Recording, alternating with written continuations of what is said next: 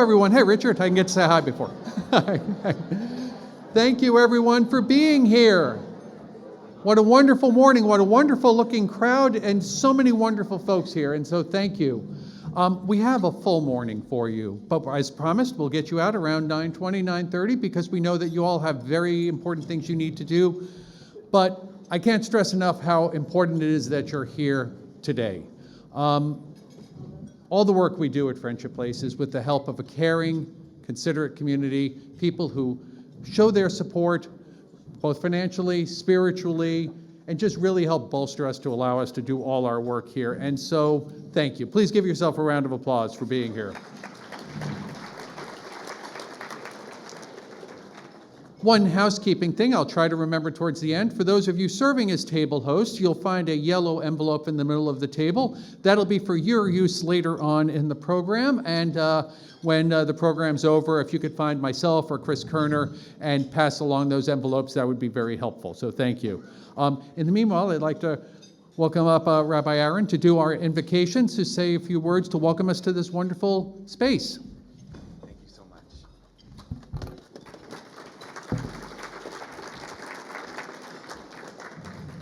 Thank you.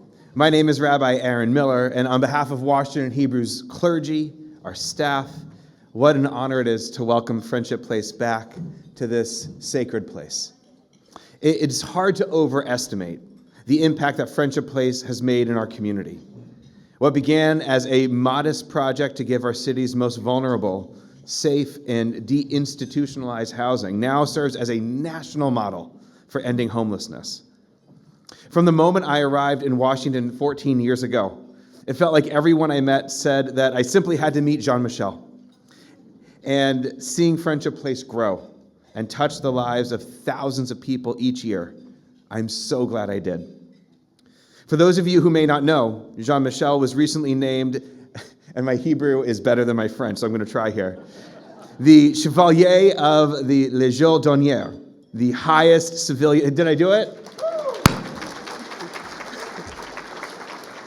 I spent about 10 minutes working on that pronunciation yesterday. This is the highest recognition awarded by the Republic of France. Wow. Wow.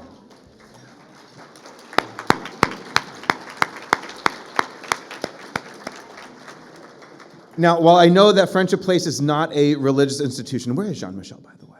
There he is. Jean-Michel and your inspiring team devote your lives to holy work. In an age of marginalization and dehumanization, it is organizations like Friendship Place that insist that all of God's children are holy.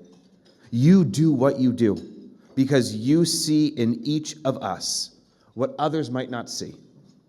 This week's Torah portion, Bahalotcha, offers an extended description of the holy menorah, made from solid gold, worked into a beautiful design, residing in the tabernacle, and kindled by none other than the high priest himself.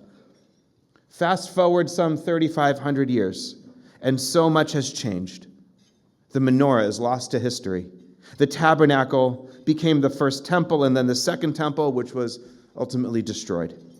There is no more high priest, but through the unrelenting change of the past 3.5 millennia, it has been visionaries like each of you who insist that holy light continues to shine. Amidst the noise, amidst the chaos, you have held fast to the voice of God, which insists that we are all, without exception, God's children. God, inspire us to find you in one another. Challenge us to overcome prejudice so that we might see you in everyone we meet. Give us faith, not just in you, but that through you, we bring healing to a much broken world. I would like to conclude with a prayer that our people use to begin each day. Modeh ani lefanecha melech chai v'kayam, shehechazarta bi nishmati, b'chemla rabba emunatecha. I am thankful, ever-living God, that you have restored my soul to me in mercy. How great, O God, is your faith. God has faith. God has faith in me, in you, in each other, and in those we serve. God has created us to bring healing to the world, and every day is a chance to piece our broken world back together once again. Be with us, God, as we lift up those in need, so that we might all bring healing to the world. Amen. Amen. Thank you so much. Thank you so much for being here. Again, thank you everyone for being here this morning. And we have a wonderful MC for us today. David Dirks, our new board chair, who was our MC last year, and he did such a wonderful job. We had to invite him back to do this, so David, thank you. I do want to thank two groups of tables here. So many of you have come out to serve as table host and bring friends. I really want to especially celebrate our friends from Adat Shalom. I believe you have 3 tables here. Our friends from St. David's, also 3 tables here. You make such a difference in this world. So thank you. Give a round of applause there.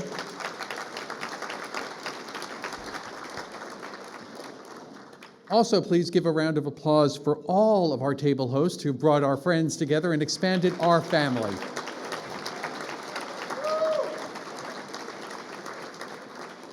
And they don't know we're calling them out yet, but we are doing a gala in September on the 18th at the French Embassy. And our chairs, Susan Price and Michael, and our silent auction chair, Mandy, Ranger Warfield over there, making this all possible. So please, a round of applause there. You'll look for more information about that. Without further ado, I'm going to turn the floor over to David. Thank you, David.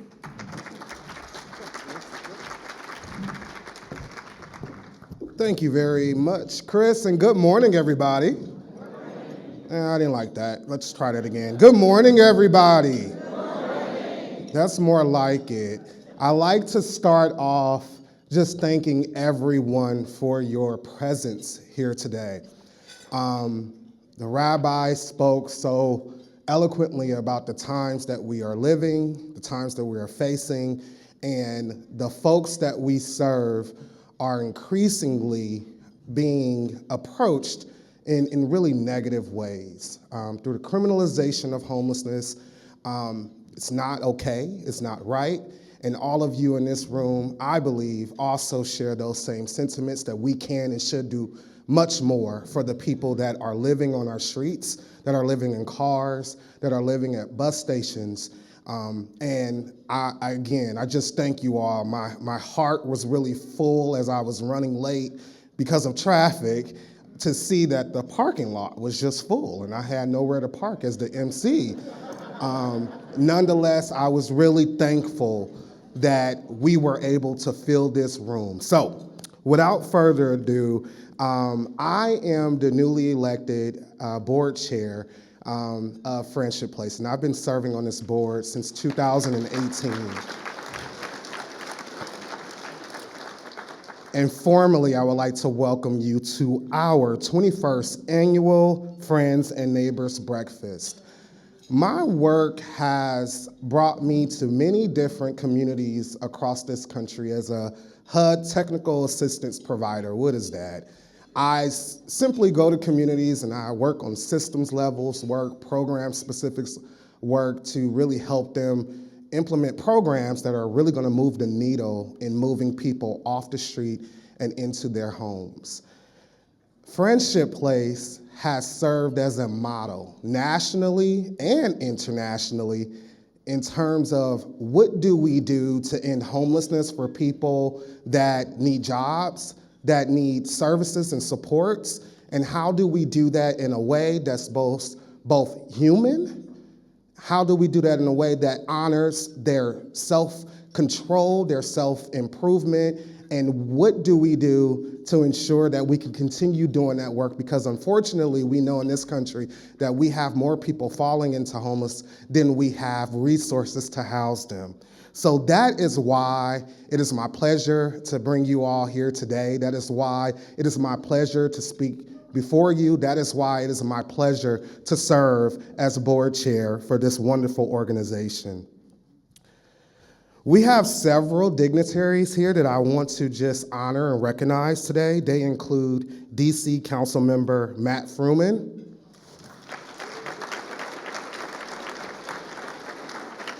And we also have former council members Alyssa Silverman and Catherine Schwartz in attendance as well. Thank you very much to all of our DC council members, all of our leaders in the DC area for all of your hard work supporting all of the programs and the solutions to end homelessness here in DC. We know you're here today because you care deeply about ending homelessness in our community. It is truly an honor to have you with us. We are excited to present to you an amazing program.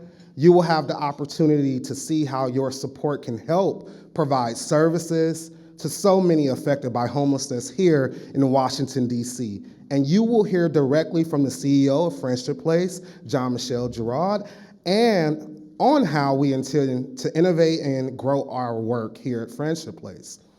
We would like to take a moment to recognize the Washington Hebrew congregation. They have worked with us to ensure that we have a safe space, and we are grateful to be together in person.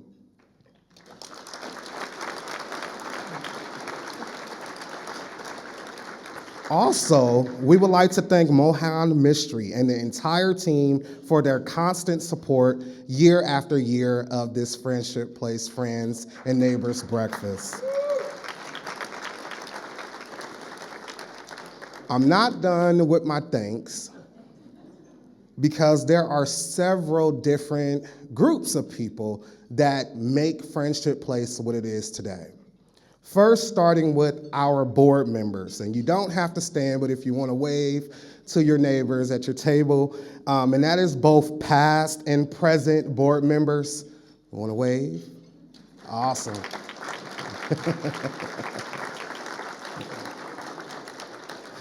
Next, Friendship Place would not be the organization that it is if it weren't for the volunteers that serve at our jobs first, that come and bring, backpacks to our families and different programs. So any current and former volunteers, please raise your hands.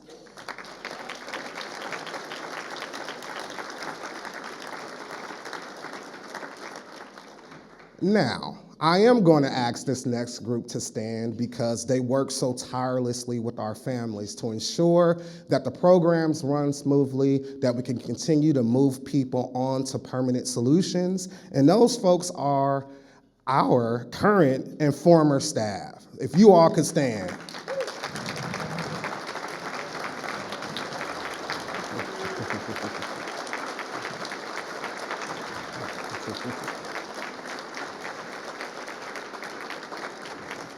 From the board of directors, we thank you very, very much for your service, both and everything that you do for our families. I know that this work is not easy.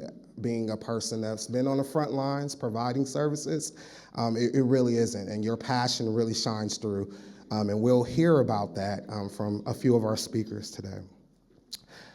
Now, I'm excited to introduce our next speaker, Ms. Aria Greer, Division Director of the Welcome Center. The Welcome Center is a privately funded program, which means that each year it serves over 12,000 people thanks to each and every one of you. That means that we don't have grants that really cover the expenses of our Welcome Center. So we'll ask you today to continue to dig in your pockets to donate, and you should know that our Welcome Center is one of the places that those funds will continue to go. So, Tiara.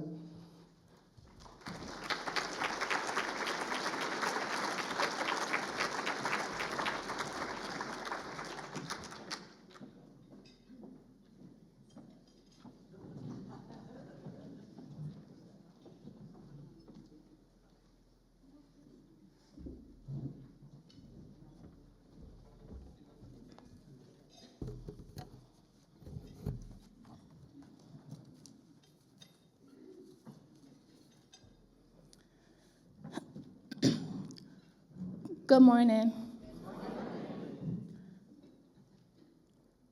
I stand before you today not just as a professional in this space, but as someone who has lived the experience of youth homelessness. My story began before I was even born. My mother became pregnant with me at 16 and gave birth at 17. She was the youngest of her siblings, and we lived with my grandmother as I was growing up. My father wasn't present. His identity was unknown at the time, and he wasn't a part of my life. When I was 12, everything changed. My grandmother passed away, and with her, the only sense of stability I've ever known. From that moment, I was in survival mode. I had to grow up fast. One day, a friend invited me to a sleepover, and I was allowed to go. That sleepover turned into multiple nights. Eventually, her mother told me I had to go home. What she didn't know was I had nowhere to go. I packed everything I owned into trash bags and went to a relative's home, but there was no real stability there. I couldn't focus on school. I couldn't focus on my physical or mental health. I was just trying to survive one day at a time. Then one day, my friend's mom called me back and said I could come live with them. That moment changed my life. I was able to stay with them through high school, and during my senior year, she asked me a question I'll never forget. She said, "T, are you going to college?" And I looked at her and said, "People really go to college?" At the time, I didn't know my family's history. I didn't even know what was possible for someone like me. But I took a chance. I applied to college. I won a partial scholarship through an essay contest I entered. It was a start, but college wasn't easy. I still didn't have a stable foundation. I struggled to meet even my basic needs. Eventually, I transferred schools, and despite the challenges, I earned my bachelor's in social work, and later, I went on to earn my master's degree.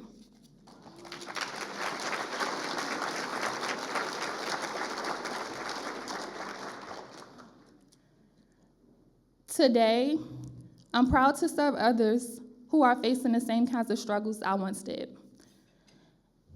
And I want you to walk away from this with one powerful truth. Homelessness has no look. It's not always visible. It can be hidden behind smiles, behind good grades, behind trash bags full of clothes. At the Welcome Center, we believe in meeting people exactly where they are, in a no judgment zone.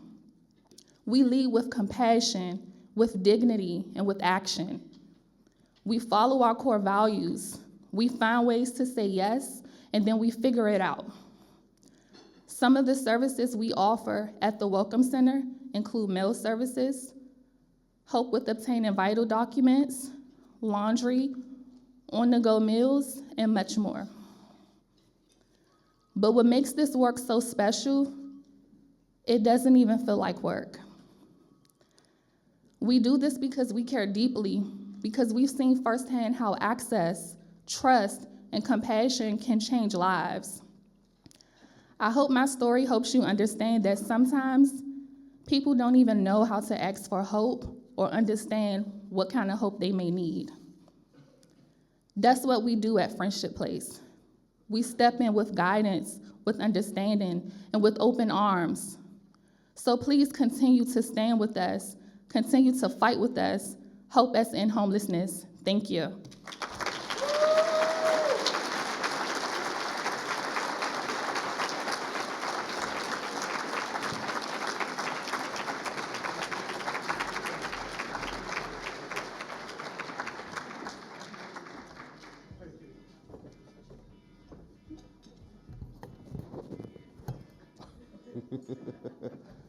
Everybody's stuff is going on.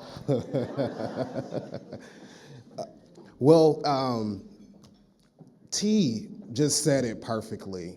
You know, we have a way of making sure that our struggles become a triumph, and we use that as passion to help others. So thank you very much. Another round of applause for TRA.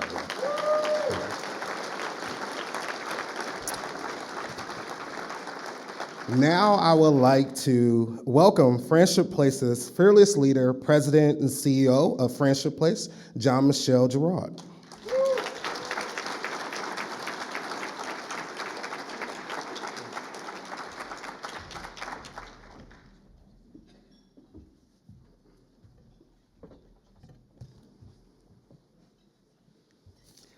Thank you, everybody, for being here today. Thank you, Matt, Elisa, Carol. And I want to also acknowledge a very special guest, our founding president, Mr. Don Boardman. Thank you for being here today, Don. You have been such an inspiration for me all these 19 years, so I appreciate you being with us today. Thank you all for coming. It's nice to see so many of you again this year in the room. I think the room is even more full than last year. It's exciting. The old friends, the new friends, and thank you to all the people who brought friends. It's great.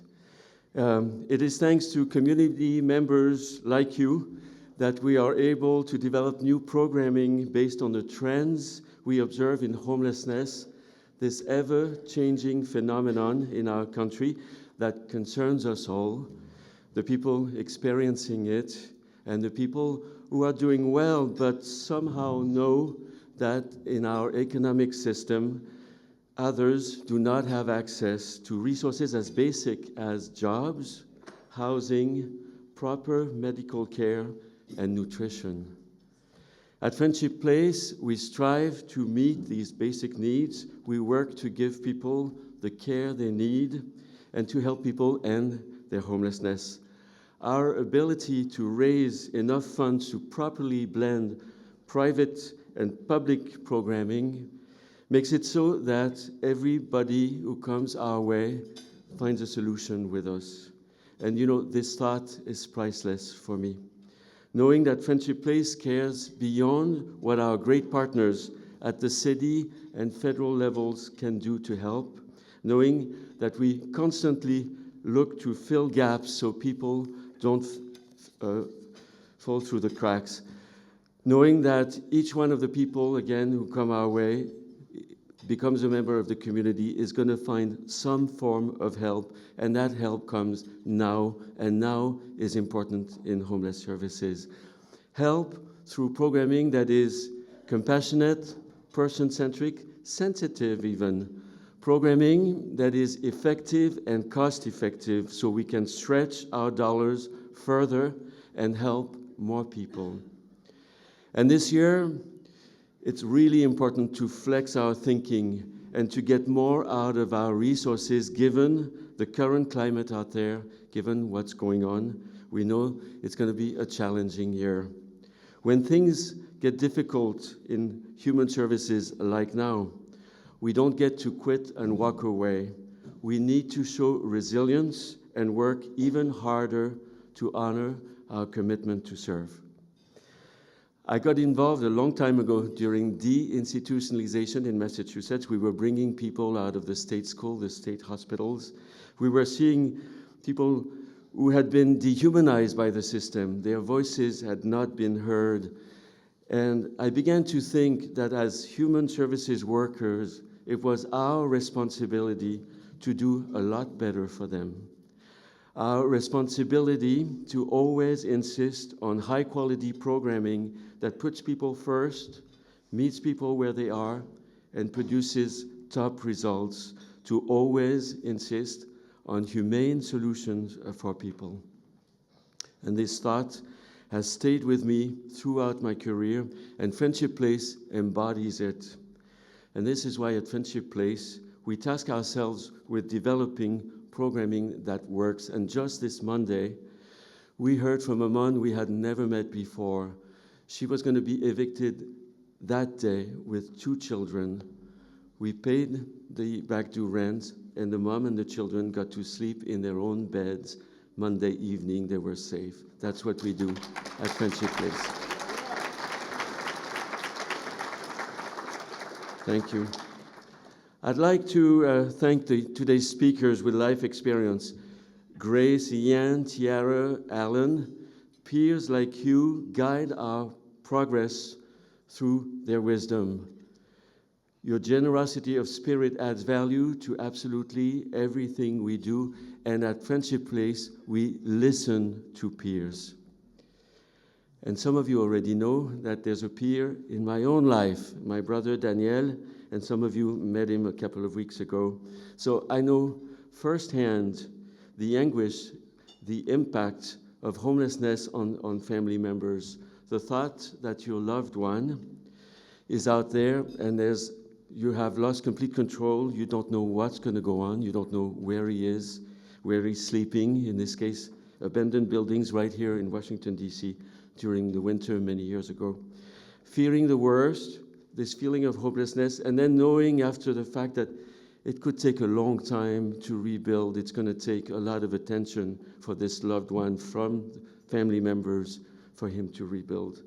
So for many, the impact of homelessness can be felt long after the person is housed again. And this is why permanent supportive housing, the way we do it in DC with Housing First, is so important. I'm deeply grateful for the amazing work of our staff and volunteers, many of them congregants, and for the support so many people like you give us. Ending homelessness is everybody's job. You know, I find hope in what we do. Hope because we are working to end homelessness one person, one family at a time. Hope because the various models and approaches we use make it so that we leave nobody behind. Hope because our vision keeps expanding and our mission keeps growing with new solutions, new possibilities, and you help us make this happen. In the next year, we will use our strength and creativity. We will rise to the occasion, meet the moment. We will find new ways to help people. We will help our partners in housing services with struggling programs, and we've already heard from one of them that we will tell you about when we can, to save programs. We will pilot an innovative, results-oriented service model for youth, blending direct cash transfer with job placement with a private funder. It's online, it's going to start very soon, and this will be our first in the country. We'll tell you more about it toward the end of the year, and we will reach out to other private funders. We all know philanthropy is going to be key in the future. At Friendship Place, we have dreams and aspirations. We are a vibrant and innovative community-based organization with good minds and our hearts in the right place. We are moved by the idea of ending homelessness and energized by the national movement we joined many years ago through our best practices. We are looking to the future with resolve and confidence and know that we will go on welcoming people of all identities as we pledge to honor their humanity through our work. To the old friends in the room again, thank you so much for helping us all these years, for making our work possible year after year. To the new friends, please consider helping us. We need you. Thank you all so much from the heart.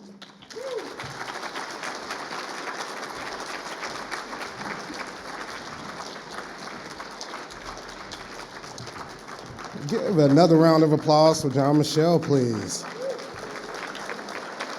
We really are grateful to have such an experienced and committed leader here at Friendship Place. What you all don't know is that I messed the program up a little bit, but the professional in me know how to bring us back on course. And this moment in the program is what I'm most excited about because we actually get to hear from a few of our program participants, those that have come through our doors, that we have helped, and they are just living life and being successful. And that's ultimately what we want for all of our program participants. If there are any program participants in the room, if If you feel so inclined, if you want to wave your hand so everyone can see you. Thank you for being here.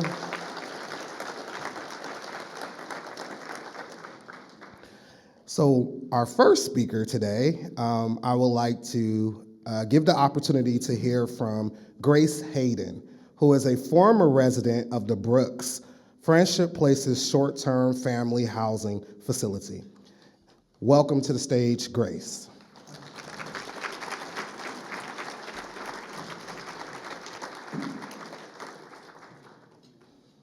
And Grace will be also accompanied by her son. So awesome. Give it up for Grace and her son.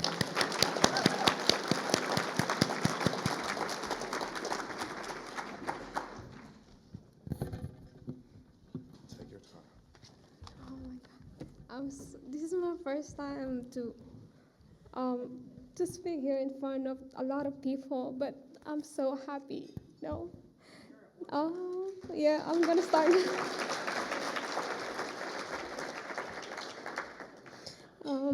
My name, I don't wanna read my, I wanna read on my heart. First, I'm Grace Hayden, and this is my son Jeffrey. We just graduated last 2 months in Brooks Friendship Place, and we're so thankful because I don't know where we go that time because I experienced like domestic violence. I came here. I thought me and my son we had a beautiful family, but it's not. So now I don't know that time where we go. So the police said this is the right place that you go. So that's why we went there to Friendship Place in the Brooks. When we went there, all the staff they are very friendly, and then we didn't feel that we're homeless because it's like a real family over there. Yeah, but I don't know what can I say. I'm so speechless. That's why I'm here because this is the way that I think the Friendship Place because now and me and my son we have our own apartment now because of the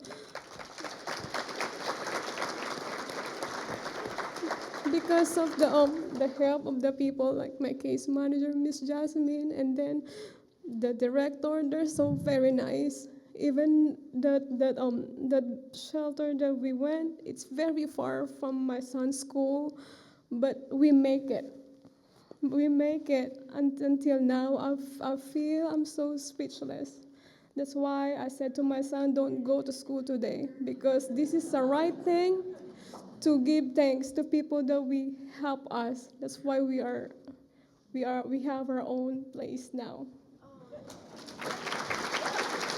Thank you.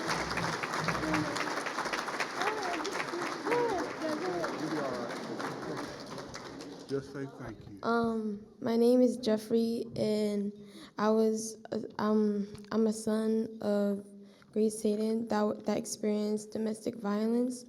That day when I heard my dad hurting my mom, I didn't know what to do. So they just told me to wait in the living room while my dad hurt my mom. So that night, my mom called the police, and the police said the police gave us a card that said they can call the number that's on a card to help us like get an apartment. And during our stay, all of the staff that was on the Brooks shelter were really nice, and it's been 2 months since we left the shelter, and my mom and I have been really happy since we've got away from my dad. Thank you.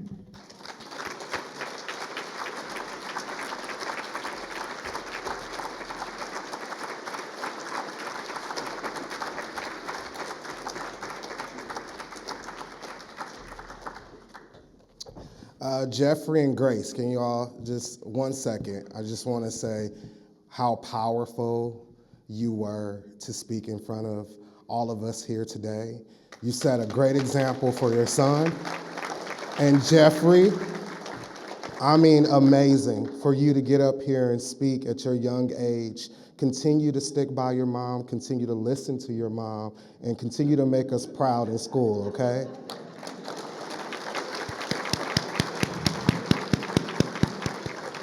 Truly, ladies and gentlemen, this is really why we do what we do. It's a calling, and for families like Grace and Jeffrey, it's so important for us to stand in a gap for them.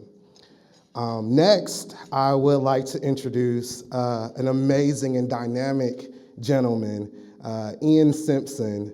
I met him yesterday, and just a bubbly personality. And I'm happy that he has not allowed what he's gone through to impact that personality. Ian is a participant of our celebrated Veterans First program, so he served this country. And the least that any of us in this room can do is to continue to support our veterans, especially those living on the streets. So without further ado, Ian, if you mind.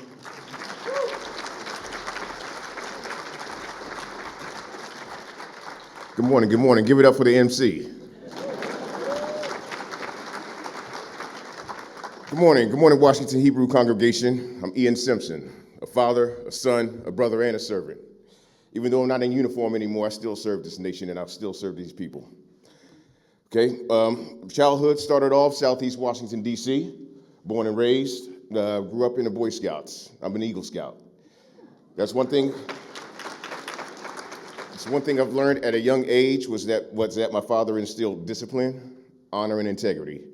And I carried that throughout my military career in the 82nd Airborne Division. I was an all-Army boxer, then I became a Green Beret. 4 combat tours, 3 in Iraq, 1 in Afghanistan. Okay, came back, a few years served in this nation, and I discharged. I got out. I was boarded out. I have a perforated eardrum. That's why I like to talk loud.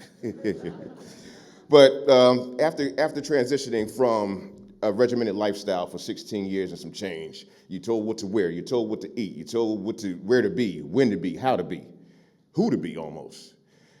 It felt like that rug was taken away from up under me. I experienced chronic homelessness. Okay, went through a bad divorce, depression. I tried to find my pain or find my cures to my pain in the bottom of a bottle. Okay, until my good buddy came through. He's actually back there, sitting there. He's a representative with the VA. He put me in touch with. Jeff, stand up real quick. He put me in touch with the SSVF. I didn't know what an SSVF was. Then he told me about Friendship Place. I'm like, okay, what's this Friendship Place thing going on, you know? And then I was introduced to Miss Meg Mowry. She's not here, but people on staff here know her. They put me in a shallow subsidy program for the past 2 years. I got out, and now they gave me the stability, okay? Because people not everybody needs a handout. Sometimes you just need to look to your left and to your right and give your buddy a hand up. And that's what Friendship Place did to me. I was able to get enough stability in my life, bring my family back together, and start my own company in servicing veterans and helping veterans get jobs. And working on a contract proposal right now to get veterans housing through the HUD-VASH program. So, you know, Friendship Place, it gave me enough time out of the woods to be able to get my mind together to run back in. So I'm going to change this from me to we. We need Friendship Place. We need organizations like Friendship Place that are able to assist veterans like myself and others that aren't veterans. So I'm not going to try to run over time because, you know, I don't want to get embarrassed by the MC. But I want to thank you all for being here, and thank you for what you have done, and thank you what you will do in the future. Thank you.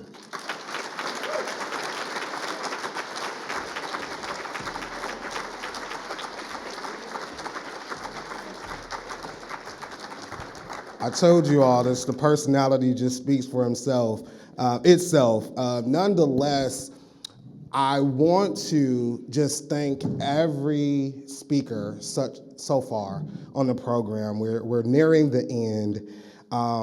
You all have shared your powerful, heart-wrenching stories. And your story mean a lot to us, okay? So thank you for sharing. Now that you all have heard from those we serve and the leaders who make a difference in the lives of thousands of people here in the DC area, I would like to introduce you to our next speaker. You've actually already been introduced to one of them, and that's Chris Rutledge, our Vice President of External Affairs. And if you haven't seen our other speaker, Alan Banks, Alan is a friend. Alan is a friend of all of ours. As you've seen, he's come. Every person that has experienced our programs, Alan has come over here to just make sure that they were okay while they were up here. And that is exactly who Alan is. He serves as our community engagement associate at Friendship Place. So Chris and Alan, have you here at the podium.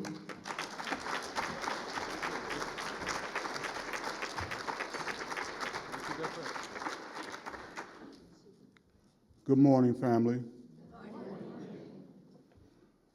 I want to apologize for appearing before you half-dressed. I forgot my tie this morning, so I'm sorry. I am one of the people in America who has experienced homelessness.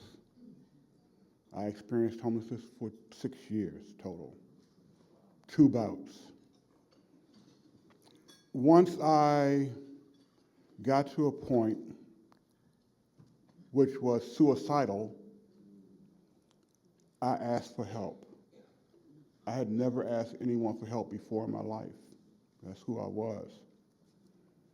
So I searched for 2 years, dealing with DC government agencies, being told no, being told we can't do that here, we can't help you. And I did that for 2 years. Then one day, someone at the VA told me about Friendship Place. I had never heard of them. But Friendship Place got my name on a Monday, and I was in an apartment that Friday. I don't know how they did it.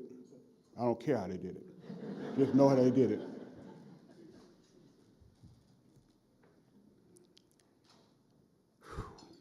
Forgive me, please. When I came to Friendship Place in 2010 as a volunteer, one of the first things they did was to reinstall my sense of self-worth.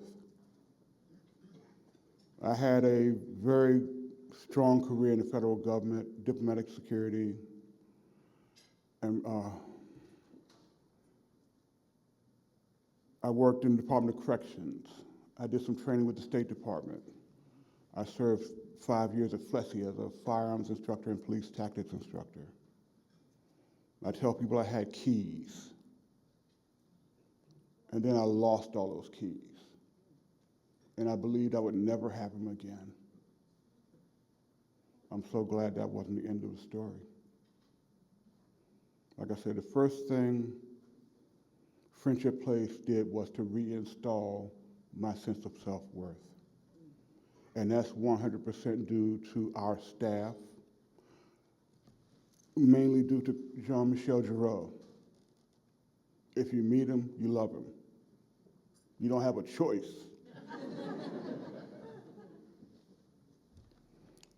I came to Friendship Place in 2010, and Friendship Place didn't just put me in an apartment. That's dangerous. That doesn't work. If you look at our trademark, it says Friendship Place, ending homelessness, rebuilding lives. That's where the world work comes in, because my life had to be rebuilt. I had to learn to be a different person. Friendship Place helped me do that. They helped me do that because of all the support we have from our supporters. So to those of you who are longtime supporters, thank you very much from my heart. For those of you who are new to our family, thank you very much from my heart. When people tell us, thank you for all you do, I am sure to tell them that we are just a conduit. If we didn't have the support of all of you, we couldn't do what we do. So, you're the most important. You keep us going. I invite you to check out our website. I don't want you just to send money somewhere. Check out our website, and you will be impressed. I could stand up here and talk for an hour, y'all.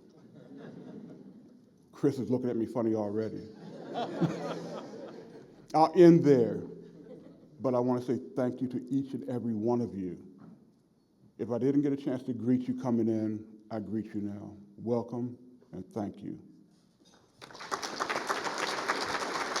Thank you, Alan.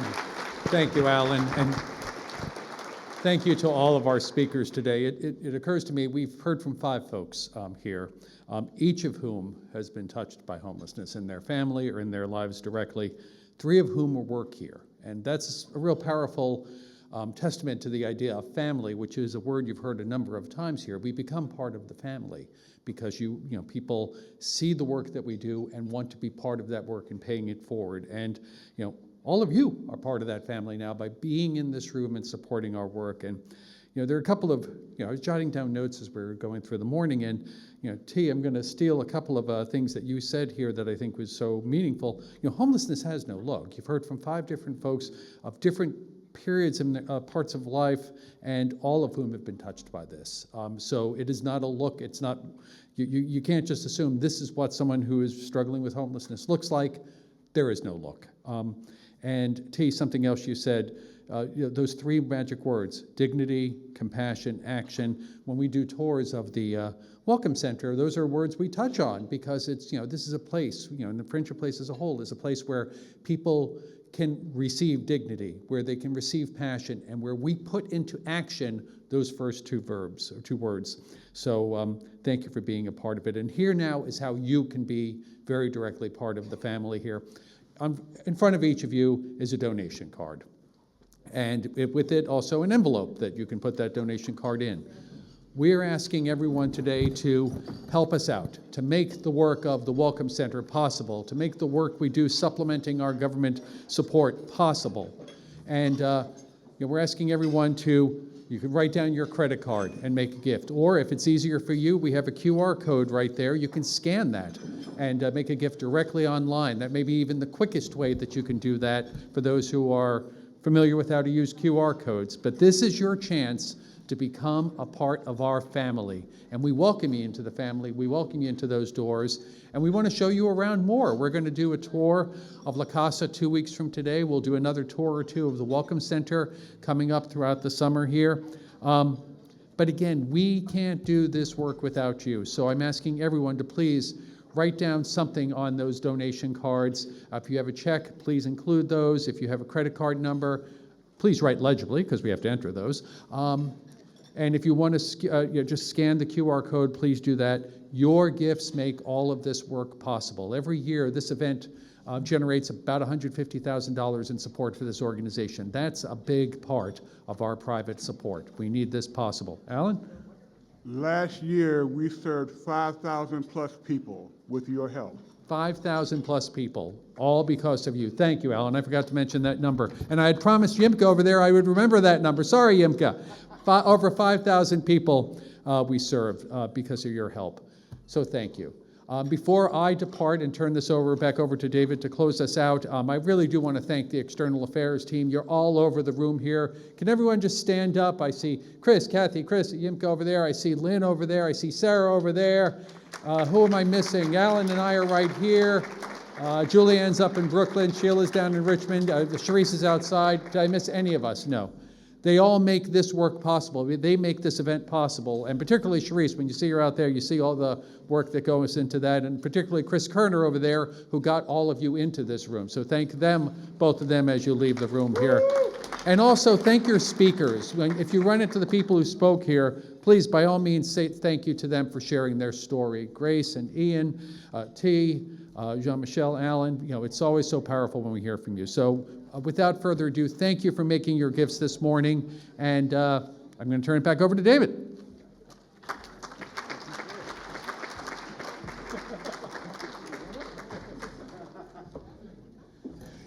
All right, so we promised we'd get you all out of here by about 9:30. I think we're doing all right on that.